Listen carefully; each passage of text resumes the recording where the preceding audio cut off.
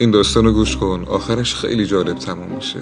میگه که پدری با پسری گفت به قهر که تو آدم نشوی جان پدر. ای فزان عمر که ای بی سر و پا در پی تربیتت کردم سر.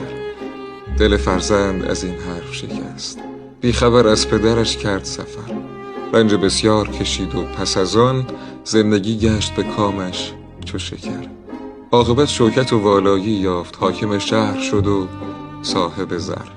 چند روزی بگذشت و پس از آن امر فرمود به احضار پدر. پدرش آمد از راه دراز، نزد حاکم شد و بشناخت پسر از غایت خودخواهی و کبر نظر افکند به سرپای پدر. گفتی که تو آدم نشوی، تو کنون حشمت و جاه هم بنگر. پیر خندید و سرش داد تکان، گفت این نکته برون شد از در. من نگفتم که تو حاکم نشوی، گفتم آدم نشوی جان پدر. خلاصه داستان این که هر کسی که توی مقام و جایگاه بالاییه دلیل بر آدم بودنش نیست، یا بخوام راحت‌تر بگم آدمی را آدمیت لازم است.